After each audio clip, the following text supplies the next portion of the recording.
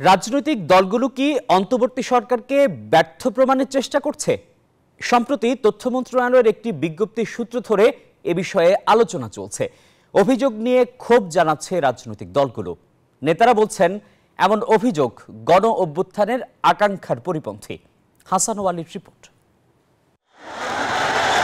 শেখ হাসিনা সরকারের বিরুদ্ধে রাজপথে কাঁধে কাঁধ মিলিয়ে সরব ছিল বিএনপি, জামায়াত সহ বেশিরভাগ রাজনৈতিক দল। গণ অভ্যুত্থানের পর অন্তর্বর্তী সরকারের প্রতি সমর্থন জানিয়ে আসছে তারা।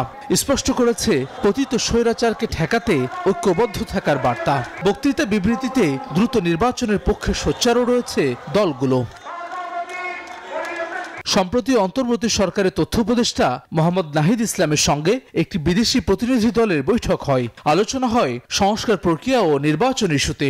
রাজনৈতিক দলগুলো অন্তর্বর্তী সরকারকে ব্যর্থ প্রমাণের চেষ্টা করছে। বৈঠকে তথ্য উপদেষ্টা একথা বলেছেন। মন্ত্রণালয়ের বিজ্ঞপ্তিতে এমন তথ্য থাকার কথা উল্লেখ করে বিভিন্ন সংবাদ মাধ্যমে খবর এসেছে।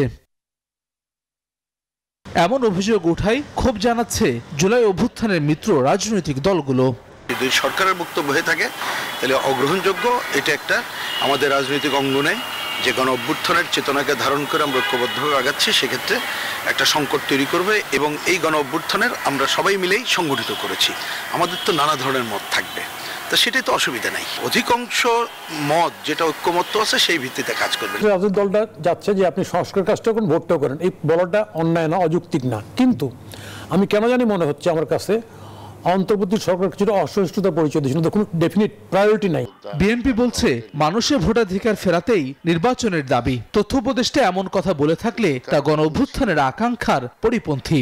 আমরা তো সরকার পরিবর্তন করছি শুধু সংস্কারের জন্য না, ভোটারদের ভোট বঞ্চিত করে যে নির্বাচন প্রশাসন এবং পুলিশ দিয়ে তার থেকে বেরিয়ে আমরা একটা সুষ্ঠু অবাধ নির্বাচন প্রত্যাশা করি। আজকে অন্তর্বর্তী সরকারে যারা আছে তাদেরকে বুঝতে হবে রাজনৈতিক দলগুলি প্রত্যক্ষ এবং পরোক্ষভাবে তাদেরকে কি পরিমাণ সমর্থন দিয়ে যাচ্ছে।